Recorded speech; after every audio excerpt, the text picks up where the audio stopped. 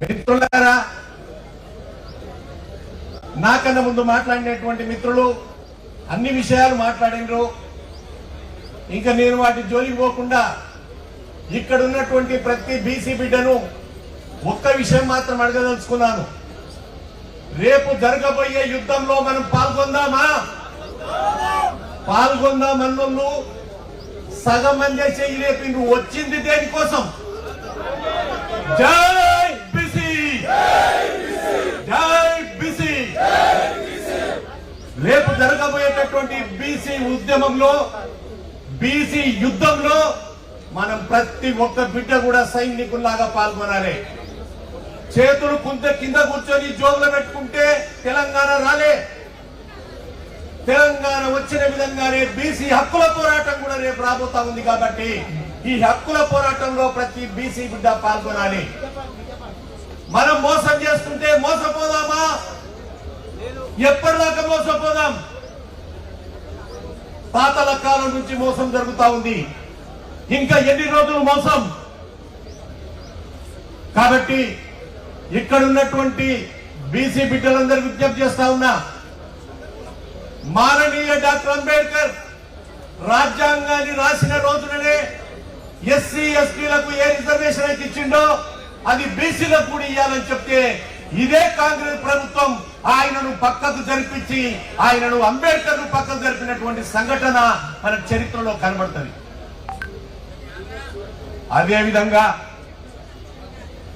అదేవిధంగా ఈ రోజు కూడా ఇక్కడున్న ఎవరు అడగలేదు. ఎక్కడన్నా చేసి 2,70,00,000 నుంచి 80,00,000 వరకు బీసీలు ఉన్నారు. వీళ్ళ ఓటింగ్ కావాలన్న ఉద్దేశంతో కామారెడ్డి డిక్లరేషన్ లో రాహుల్ గాంధీ నోటితో బీసీ బిడ్డ పక్క రాష్ట్ర ముఖ్యమంత్రితో చెప్పించారు, మేము బీసీ రిజర్వేషన్ ఇస్తామని, చట్టబద్ధత కల్పిస్తామని చెప్పారు. నేను ఈ రోజు రాష్ట్ర ప్రభుత్వాన్ని సూటిగా ప్రశ్నిస్తా ఉన్నా, మీరు చట్టబద్ధత ఎట్లా కల్పిస్తారు? చట్టబద్ధత కల్పించాల్సిన వాళ్ళు మీరు చేయాల్సిన పని ఏమిటి? ఏం తగ్గిండ్రు ఇంకా కాదు, మనం మీటింగ్కి వచ్చినాము. చట్టబద్ధత కల్పించాలని ఒకవేళ ఈ ప్రభుత్వానికి ఉంటే బిల్లు ఏ విధంగా రూపొందాలి? బిల్లు ఎవరి దగ్గరికి వెళ్ళాలి? ఎవరు ఆమోదించాలి? ఇంత కూడా మీకు ఎవరికి తెలియదా? మిత్రులారా, ఇక్కడ ఉన్న వారికి ఓపెన్ గా కావాలంటే చెక్ చేసుకోమని చెప్తా ఉన్నా.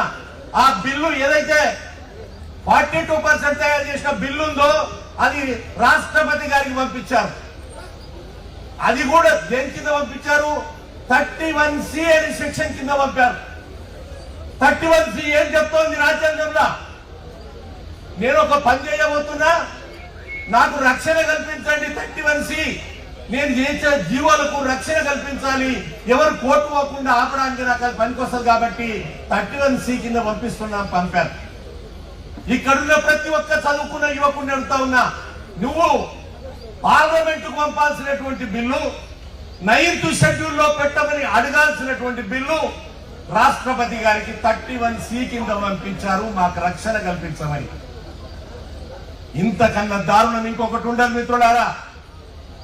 ఒకవేళ 31C కింద పంపి రాష్ట్రపతి దగ్గర బిల్లు ఉండగానే వారు సలహా చెప్పలేదు, సరైన లేదు, ఆర్డినెన్స్ తీసుకొస్తారని మాట్లాడుతున్నారు.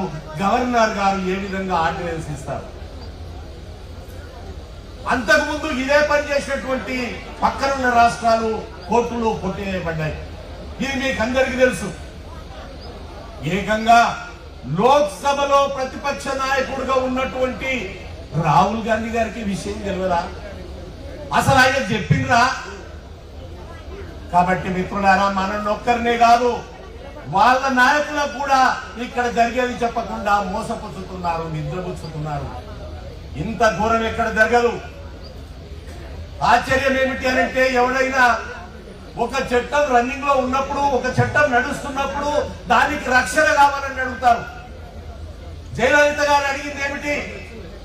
మా పెరియార్ ఉద్యమం నుంచి ఉన్నటువంటి మా రిజర్వేషన్ ఎటువంటి పరిస్థితుల్లో తగ్గడానికి లేదు, మేము ఆల్రెడీ అమలు చేస్తున్నాం తమిళనాడులో. మీరు కోర్టు కొట్టేసింది మాకు సంబంధం లేదు, దాంతో మీరు 9th షెడ్యూల్లో పెడతారా లేదని చెప్పి పెట్టేదాకా నేను ఢిల్లీ వదిలిపెట్టనని చెప్పి జయలలిత కూర్చుంటే 9th షెడ్యూల్లో పెట్టారు. అది నడుస్తున్నటువంటి చట్టానికి. ఈడ చట్టమే లేదు, చట్టం లేని దానికి సెక్యూరిటీ అడిగారు. నేను ఇక్కడ అడుగుతా ఉన్నా, కామారెడ్డిలో బీసీలందరికీ ఇల్లు కట్టించి సెక్యూరిటీ పెడతా అన్నారు. ఇల్లు లేదు, మట్టి లేదు, సెక్యూరిటీ పెట్టారు. లేని ఇంటికి సెక్యూరిటీ. ఇప్పుడు మనకి చెప్తున్నారు సెక్యూరిటీ వాచ్మెన్ పెట్టాను చూసుకోపోని. ఇల్లు గతి లేదు, వాచ్మెన్ ఏం చేసుకుంటారు? కాబట్టి మిత్రులారా, ఇక్కడ ఉన్న ప్రతి రక్తం, ప్రతి బీసీ బిడ్డ రక్తం ఉడుకుతోంది. ఇంత మోసం ఎక్కడ జరగదు. మిమ్మల్ని ఎవరు అడగలే, కాకపోతే కానివ్వండి. అంతేగాని ప్రభుత్వం వచ్చేదాకా ఒక మాట, ప్రభుత్వం వచ్చిన తర్వాత ఒక మాట మాట్లాడి ఇక్కడున్న బీసీలను మోసం చేయటం మీ చేత కాదు. మిత్రులారా, ఇక మోసాన్ని భరించలేం, ఈ మోసాన్ని సహించలేం. ఇది ఖచ్చితంగా రేపు రాబోయేటటువంటి రోజుల్లో బీసీ బిడ్డలకు ఒక శరాఘాతంగా తగలబోతా ఉంది. మన రిజర్వేషన్లు మనం సాధించుకోవాలంటే మనమంతా ఒక మాట మీద ఉండాల్సినటువంటి అవసరం ఉంది. అందుకే దయచేసి నేను చెప్పేటటువంటి నినాదాలు ప్రతి ఒక్కరు కూడా చెప్పాల్సిందిగా మిమ్మల్ని కోరుతా ఉన్నాను.